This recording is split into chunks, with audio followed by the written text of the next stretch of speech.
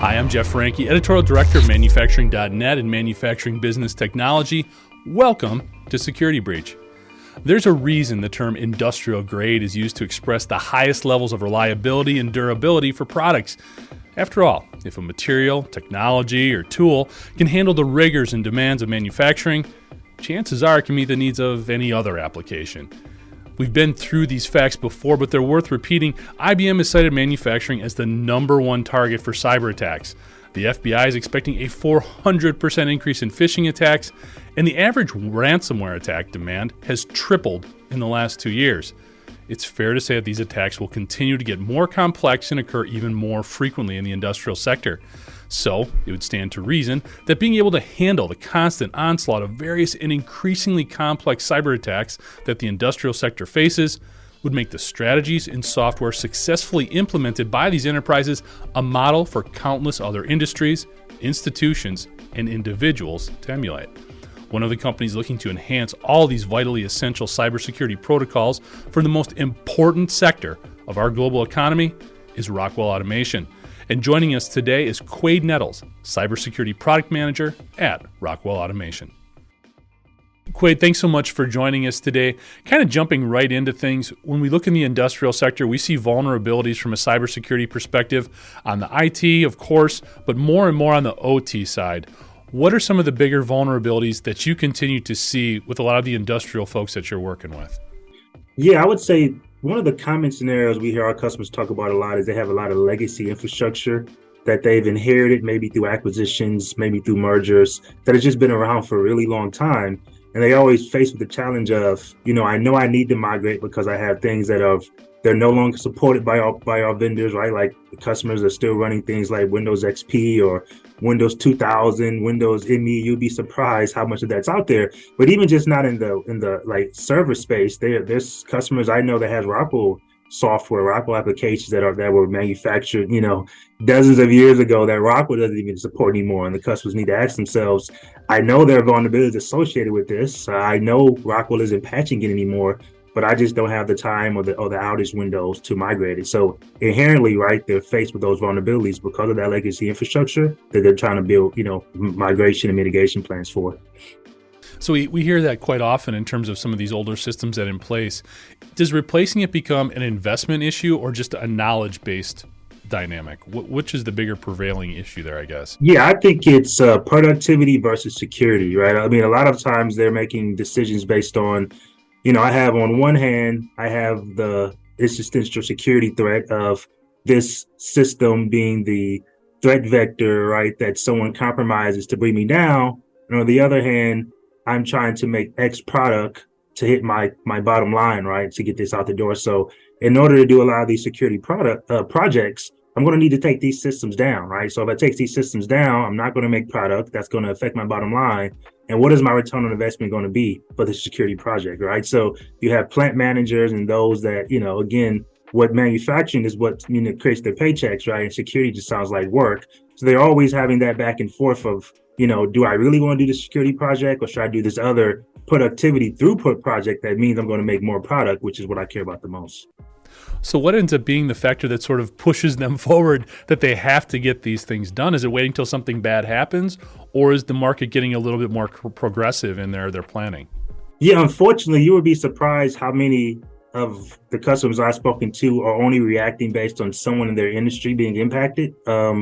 A lot of times it's like, it's like insurance to them, right? Like, you need it, but you don't really know you need it until you actually have to go call it for it, So they're seeing threats happen in their, and it's not just cybersecurity threats, right? They actually see them happening in their vertical, right? Because, a food and bev customer may see something happen in automotive or life sciences. They may say, oh yeah, they're not looking at us.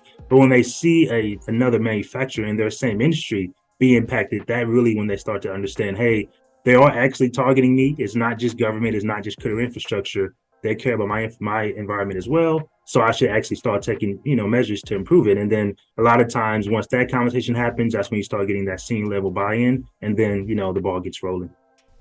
Interesting. So part of that, too, is becoming more proactive almost out of necessity. but also becoming proactive. And part of being proactive, I guess, is developing a good plan, putting a plan in place. When you're working with some of these companies, these manufacturers, What are some of the first steps you recommend taking in putting together a plan that not only identifies what you need to do, but also offers some response dynamics as well? Yeah, the first step we tell all of our customers is you need to go get a full asset inventory, right? I think a key phrase we say a lot of times is you can't protect what you don't see. And we kind of describe that as like visibility, right? If you're thinking of the NIST framework, the first step in that is identify. But a lot of times customers may just think of identify as, I know what I have, right? But it's more than just knowing what you have. It's knowing things about what you have and knowing how what you have operates, right? So do you know model numbers, firmware numbers? Do you know protocols? Do you know where it's located at? Do you know who talks to who? Do you know when they talk, right? Do you know who uses it, right? Like you need to know every intricate detail because it's those details that allow you to build a plan to support it. And then it also allows you to understand when something out of the norm is happening within that asset that could become the indicator of compromise or indicator of attack. So the first thing we tell our customers is, hey, go get an inventory, understand your asset base. And then with that, build a business continuity plan, do a risk assessment, right? Understand what your risk tolerance is, because doing cybersecurity programs is not a one size fits all, which works for one customer may not work for next. So until you've done that risk assessment and you've kind of understood what your risk tolerance is, then you're able to build a plan to say, okay, how do I address my threats and my risk and kind of, look at all the different areas that I can do, because there are a lot of different options for cybersecurity improvement plans, right? There's managed services with a partner. There's IDS technology. There's process training, right? There's so many things you can do. And a lot of times the customer's trying to figure out what works best for them. And in order for you to do that, you kind of need to have that foundational understanding of what your biggest threats in your environment are. I'm glad you brought up the term risk tolerance. That's kind of interesting to me because it can be subjective, and that can be very dangerous in terms of putting together these plans, especially when you're looking at potentially investing or upgrading equipment and patching it. From your perspective, when it comes to risk tolerance, how would you sort of propose that to people in terms of determining it and putting some parameters around it so it's not too loose and it's not an excuse, essentially? Yeah, I think a good way to have that conversation is to use a framework like IEC 62443, which has within the 4.2 area of a description of putting assets within a security zone, right? And when you put assets in a security zone, you're able to then start grouping them based on who needs to work together in order to maintain operations. So you have those security zones, right? You're inherently going to build areas of priority, right? You're going to have different lines, right, that you're probably going to group together. And you may have a filling line, you may have a packaging line, and you may have a production line, right? And then as you start to look at that, that'll be an easy way for you to categorize and say, which of these lines could I afford to have go down, but not essentially cripple my operations, right? So it's those type of conversations that we have our customers ask themselves to say, if you're going to look at different plants, right? You may have a plant that nets $1 billion a year, and you may have a plant that nets 100,000 a year, right? If you're prioritizing which plant to invest in, you're likely going to want to choose that manufacturing facility that's the one that's making the most critical products to your bottom line, right? So look at the different areas of your manufacturing, right? The different lines you have, look at different facilities you have, and then ask the question of, if I need to invest funds and I need to determine what areas that I need to impact the quickest, that kind of helps you understand your risk tolerance of what plants, what lines you can afford to not impact now, and then start making some of those business decisions. No, it makes a ton of sense. And when you're putting together these plans and identifying your risk tolerance and other things of that nature, one of the dynamics within manufacturing that always becomes complicated is who's involved. Now, these silos between IT and OT, we're getting better at blending them, but there's still a bit of conflict there. In your experience in working with manufacturers, what is the right mix? What should these teams look like in putting together these plans and really tackling cybersecurity as such a critical issue? Yeah, the most successful companies have a cross-functional team, right? You can't do it where it's just IT working in an IT silo and OT working in an OT silo, because inherently they conflict. And there is a need for both sides to work together because both sides need each other in order to be successful, right? The OT side, a lot of times threats begin in the IT area and then propagate them way to OT, right? And then in the OT environment, you're having a lot of data that sometimes needs to flow into IT in order to give visibility to different enterprises, right? Help others do their job, right? So in order for you to build a plan that addresses the needs of both sides, they need to speak in common language and they need to work together.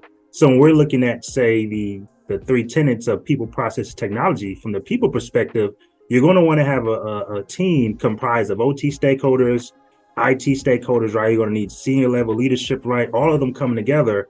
And if you're having business meetings or alignment meetings, right? Everyone needs to have a voice and be aligned to the same page, because, when companies have IT being the only ones running different prerogative, they kind of push IT policy down, and then OT inherently has conflict. And then when it's OT only cares about productivity a lot of times, and then they're not valuing the security aspect that IT cares about, right? So it's important that we always advise, hey, make sure you're bringing in voice from both sides, make sure everyone's heard, and then I think that's when you have the most success. Well, it seems like to get a really good response to any of these types of attacks, those two entities really need to not only work together, but understand what the other is doing and what their reach is. How are you seeing that in working with these companies? Is IT understanding OT better and vice versa? Are they becoming more embedded, or is it still a bit too siloed? I think it's gotten a lot better. I mean, I think the strides that have happened in that relationship between those two different entities now in 2022 is probably much better than it was, say, in 2010, because of the visibility of how many cyber attacks have happened, and the cause of some of those cyber attacks being that disjointed approach between IT and OT. And I think IT has now recognized that there is a trend of a lot of attacks happening from the IT side, and then that moving its way into OT, and then ultimately stopping operations.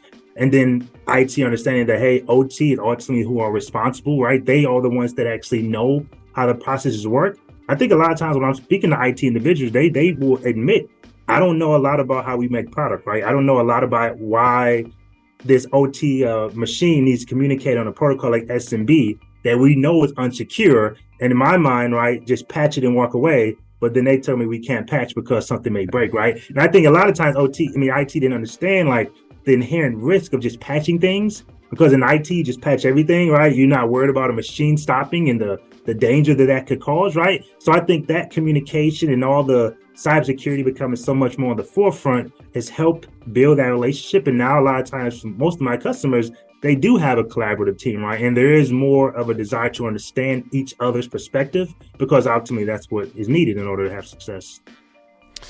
Quaid, are you seeing, we talked about response because there's a plethora of different types of attacks really targeting the industrial sector right now, and we've seen that ramp up so much over the last couple of years.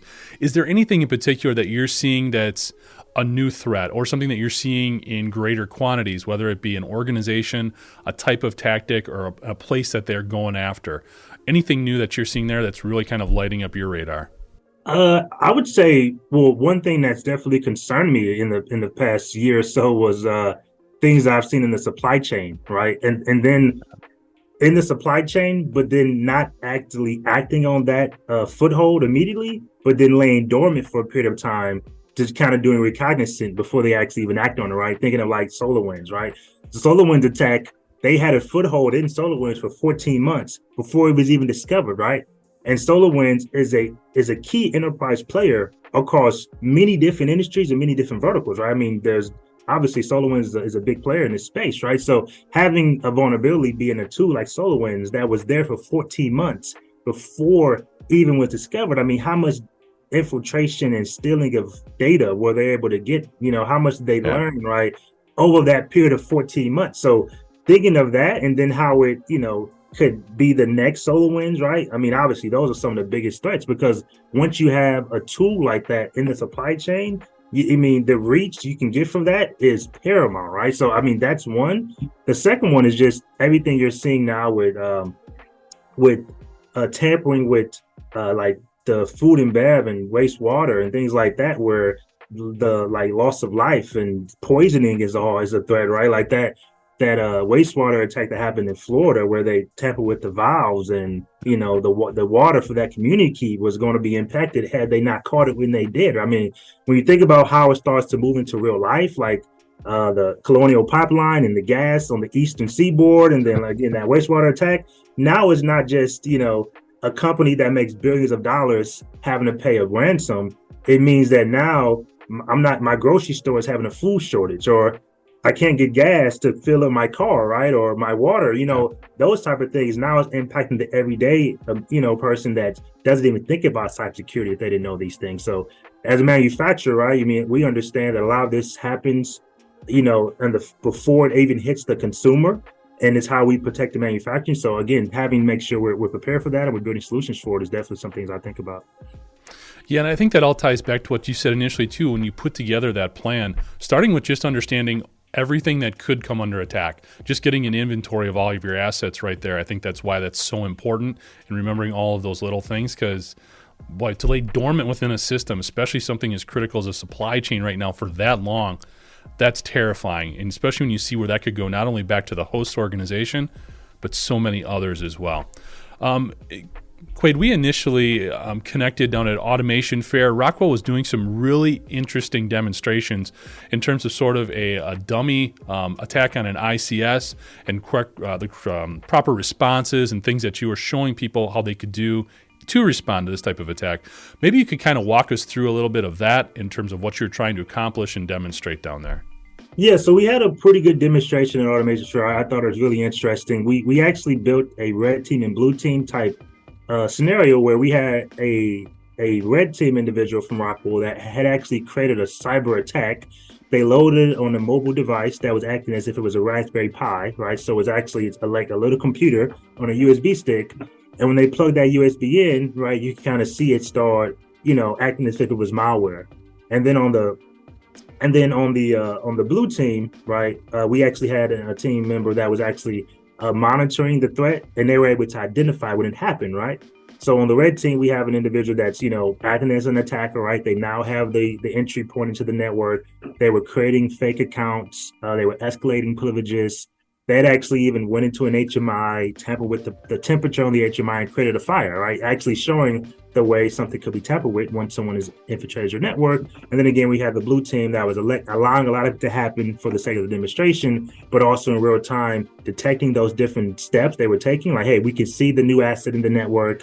We can now see that they've escalated privileges. We can now see that they've moved to this machine, and we see what they're doing. And we've actually now detected a vulnerability like Blue Keep or something like that, right? We're showing how our team can then detect those threats. And then with that knowledge of detecting it, we would then be able to escalate that to our customers and then assist our customers with removing that threat from the network, right? So for us, there was a very good demonstration because that's actually a service that Rockwell now offers a lot of our customers in terms of that 24/7 service. So a lot of times what our customers are faced with is once they've made the decision to deploy a new technology in their environment, whether that be a firewall, whether that be an IDS tool, whether that be any type of technology that creates data, someone needs to monitor that data to uncover when something looks to be suspicious, right? So it doesn't matter how many firewalls I put in my environment or what I'm monitoring, if the data that comes out of it just lands in a database and no one's looking at it, right? So having a team behind the scenes that are monitoring that data, monitoring all that telemetry, looking at things that seem to be anomalies or look to be malicious,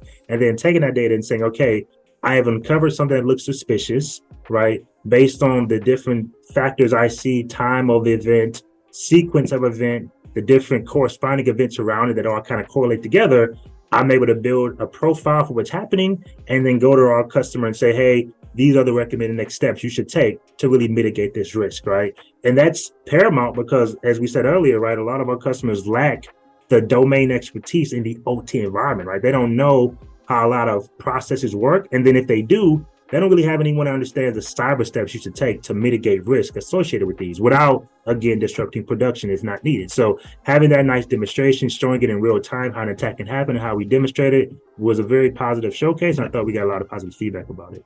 It was incredible. It was awesome. And what I really appreciated was the scope of everything that was being monitored and the response. There was a plan. The plan was followed. The sky wasn't falling. It allowed people to react in a very in a way that you would react to any other type of production disruption. In a way, it was very impressive.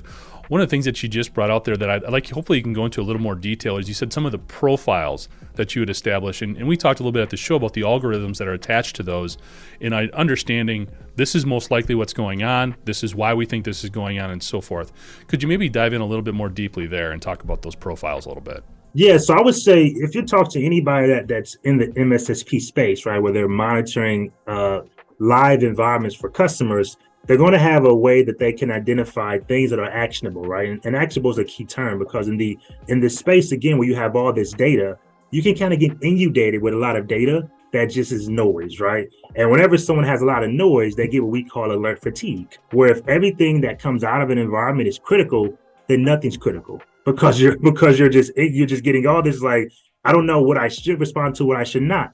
So what our team has built is these profiles that kind of manifest themselves in the playbooks that kind of say, based on this type and this time and this frequency and the different TTPs being tactics, techniques, or procedures that these threats or adversaries tend to take, these are these times where this now rises from being just an alert to being something that's called an insight that actually can now mean action needs to be taken. So what we've doing is we took in obviously the expertise that Oracle Automation has and how OT systems work, how they communicate, and then we've taken a lot of the cyber expertise that we have from some of our acquisitions that you would have met at Automation Fair from these teams based in Israel and Barcelona, where they have now say, hey, we know the different techniques that an adversary takes, right? We know that if they take access of this asset, the next thing they're going to do is try to create an account, and they're going to escalate privileges, and they're going to take a foothold, and they're going to move here, and when you have that information, right, you have that continuous feed of threat intelligence,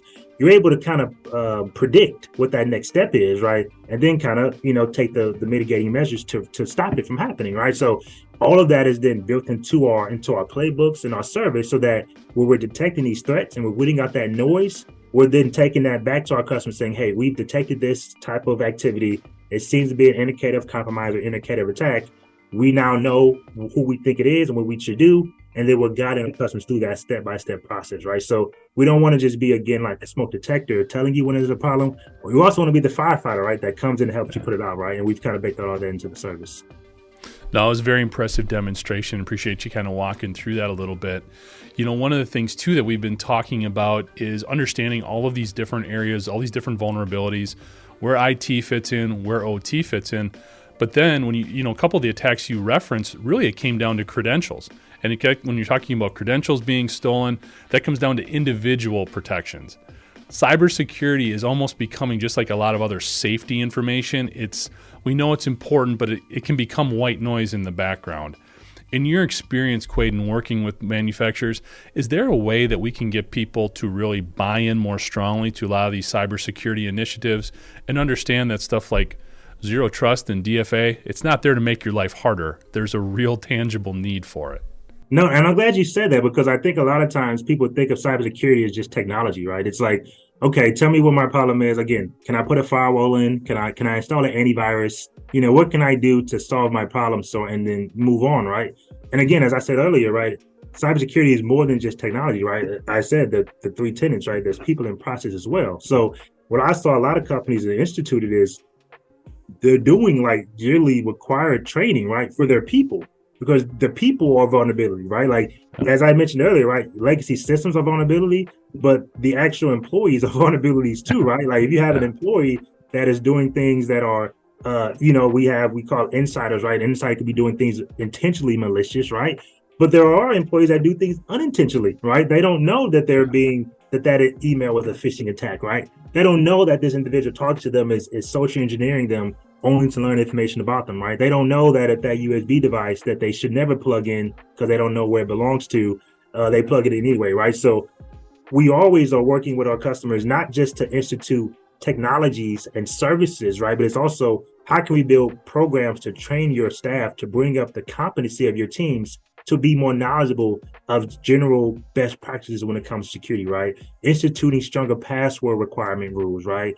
Instituting training guidelines, right? Learning how you identify phishing email, right? And things like that, right? It's that rudimentary type training that helps bring up the overall organization's knowledge that becomes more important even before we start talking about, again, firewalls and things like that to implement from a technology perspective. So I think, again, as I said earlier, I think a lot of customers understand that now, right? And they're not just thinking of security in terms of technology. They are thinking in terms of the processes I need to put in place and the training I need to put in place for my people. And ultimately, that's helping to improve their overall cybersecurity posture. Awesome. A lot of solutions in there, and a lot of it's not as complicated as people think. So great points. Wrapping things up here, Quaid, when we look out for the next year and a half, are there any trends that you're seeing that you think are really going to come to the forefront, whether it's good or bad, some things that we should be aware of going forward? Yeah, I think two big buzzwords for you that you may hear all the time, things like Industry 4.0, things like digital transformation. If you think about how much manufacturers are now moving into things like predictive maintenance, artificial intelligence. There's so much more that is moving to the cloud, right? Because they are seeking that increased productivity, increased throughput that you can get by having more things be digitalized and more things that you can do speed computing by moving that into more of the edge, right? Closest to where it's developed at. And because of that, that attack surface is widening, right? Like you know, as more things move into the cloud, more ports, more communications that makes that possible. You're giving obviously adversaries more of an opportunity to discover vulnerabilities within that attack chain that can then be the reason that you know, the vulnerability occurs, right? So, you know, that is something that I know. You know, again, I don't think it's a win. I don't think it's an if, but it's a win, right? As more of those cloud computing type elements start to get with our customers, right? You're probably going to see certain verticals be slow to the curve, right? You're probably going to see more pharmaceutical, more validated environments where there's a lot more change control be slower to adopt that. But I think there are other industries that are not as stringent as some of those type things that, you know, that's going to become more prevalent. And that's going to be a lot of things that you're going to see a lot of manufacturers trying to address in terms of I can make, you know, twice as much product because I can get more data if I have more AI and more previous maintenance, but I've had to move more to the cloud. But then how do I protect my cloud data to ensure I don't have any, you know, critical information, any, you know, IP loss as a result of that? Thanks, Quade. For more information on the work Rockwell does, you can go to rockwellautomation.com. Thanks for joining us today, and to catch up on past episodes, you can go to manufacturing.net, IEN.com, or mbtmag.com. You can also check Security Breach out wherever you get your podcasts, including Apple, Amazon, and Overcast. And if you have a cybersecurity story or topic that you'd like to have us explore on Security Breach, you can reach me at jeff@IEN.com. For Quade Nettles, I'm Jeff Ranke, and this is Security Breach.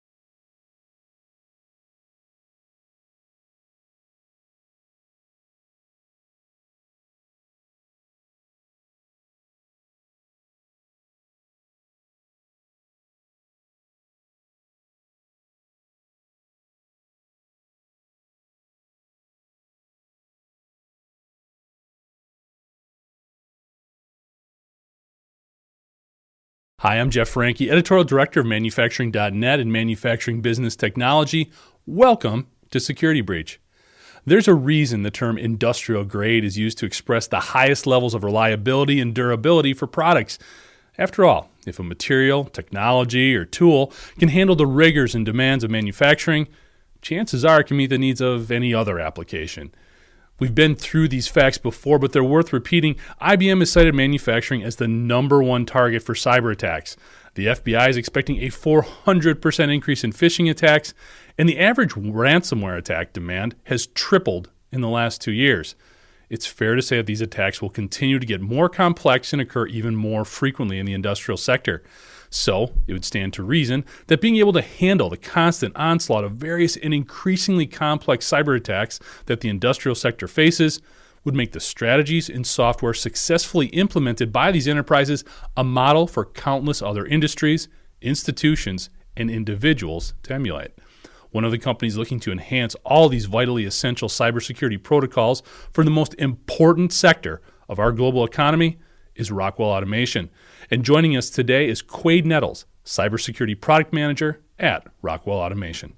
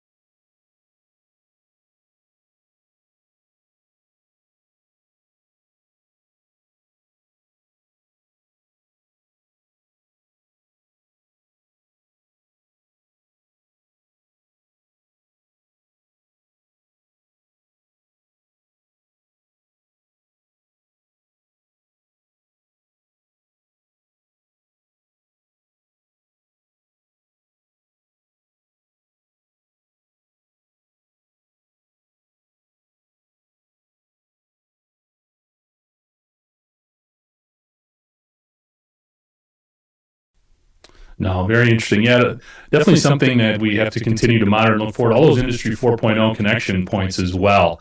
And again, going back to one of the first things you said, getting an inventory of all that stuff to protect all of those different places the data is going and where it's being shared. So great stuff, Quade. Thanks so much for taking the time to join us on Security Breach. Really appreciate it. If you want to find out a little bit more about what Quade and his colleagues at Rockwell are doing, you can go to rockwellautomation.com. Thank you. All right, man. Thanks so much. That was great. Tied it all Yeah, it was together good. really Thank you. well. That was fun. That was good. Michelle, if you're still on the call, basically the only other stuff that we'd be looking for would be like a headshot of Quaid. And if you do have any B-roll or images you wanted to share, we'll definitely take a look at that. We did go around. We spent a fair amount of time at Automation Fair just kind of going around the cybersecurity booth there and taking some footage. So, but Sure, anything yeah. else you want to share would be great.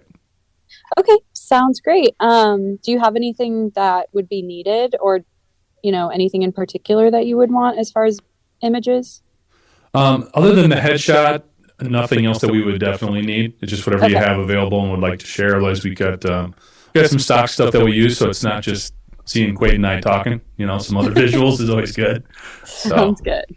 awesome. Fantastic job, Quaid. No, thank Yeah. you. This was nice. Thank you, Jeff. Cool. All right. Thanks so much, guys. Really appreciate it.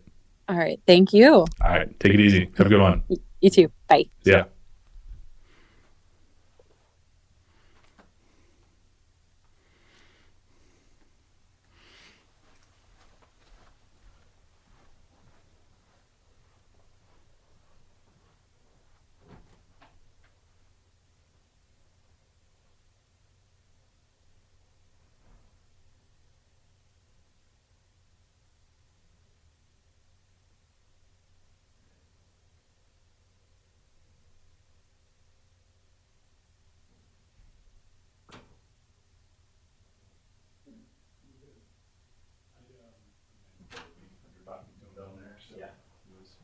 I just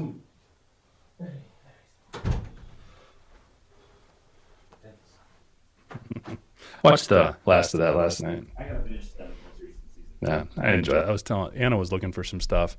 I'm like, it's a little campy and whatever, but man, it's just kind of fun to watch. I get a kick out of Johnny. I mean, He was on Marin. all right. Yeah, Macho. Ralph Macho. He's like, it was kind of rough, like always being known as the kid from Karate Kid. But thank God, because years later I did this show called Cobra Kai, and it's completely different.